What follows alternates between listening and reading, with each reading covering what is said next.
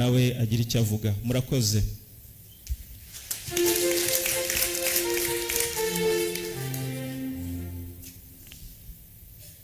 Nyiricyubahiro Anoni Cardinal Kambanda Archiepiscopi wa Kigali, Nyiricyubahiro Musenyeri Jerome, ba sacerdoti bihayimana by'umwihariko babikira b'umuryango inshuti z'abakene, nanjye ndajya mbabwire ko ari ibyishimo kuba twabasha kwifatanya namwe muri uyu munsi. Ababikira banyu 12 bakoze amasezerano ya mbere ndetse n'abakoze amasezerano ya burundu mu muryango wanyu. Nibyishimo rero no kuri twebwe by'umwihariko muri diocese ya Byumba, kuko muhakorera ubutumwa kandi ubutumwa bwiza, ubutumwa mukorera muri kiliziya. Muri abakiliziya kandi mukorera ubutumwa muri kiliziya, cyo ni ikintu gikomeye cyane. Muri inshuti z'abakene,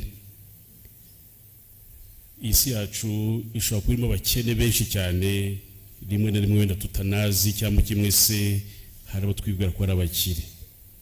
Hari abakene tubona ku bw'amaso, ariko hari n'abakene ku mutima, bashobora kuba nabo benshi cyane.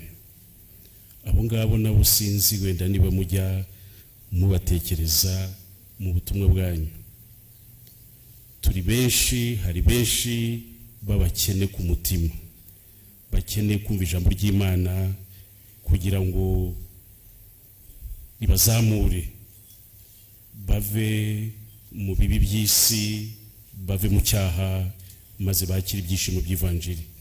Abo nabo mubatumweho, nkaba ngira ngo mbifurize ubutumwa bwiza, kandi nka kiliziya nk'uko mwabivuze turi kumwe namwe, kuko ubutumwa mukora n'ubwa kiliziya, mukabusohoza muri kiliziya, mugafasha kiliziya. Tuzakomeza kubafasha rero. Abasezeranye turabasezeranye isengesho ryacu. Ntabwo muhaye Imana ibyo mufite, ahubwo muhaye Imana abo muri bo. Ni nacyo gikomeye cyane.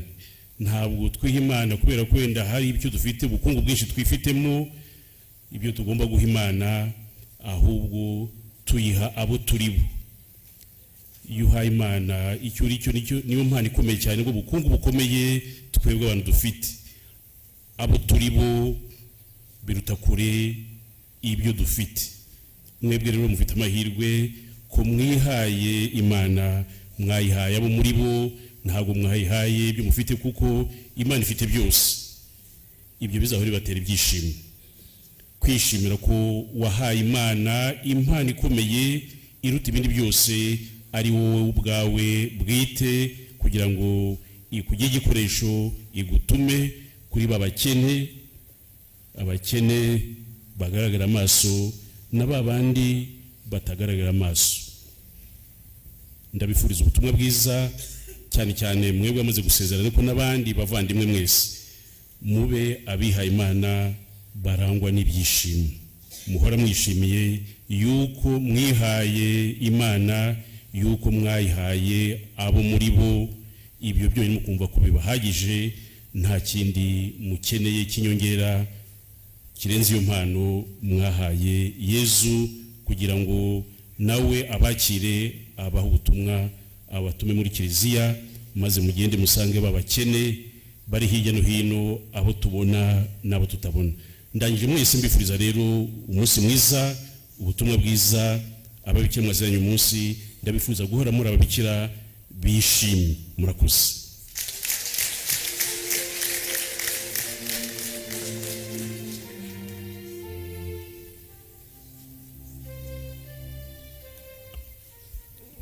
Murakoze cyane Musenyeri Papias.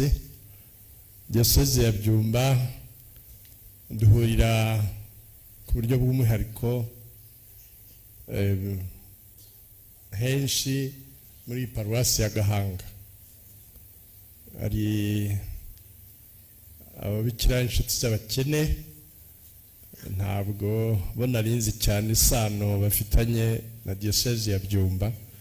None diocese ya Byumba nayo nako n'imiryango dufite hano Gahanga, inshuti z'abakene zigiye muri iryo tsinda, kuko dufite hano ababikira b'abadominikani missionnaire d'Afrique bari hano, ariko ari aba diocese ya Byumba bariya bari hariya ku Irebero. Tukaba dufite abafrere des écoles chrétiennes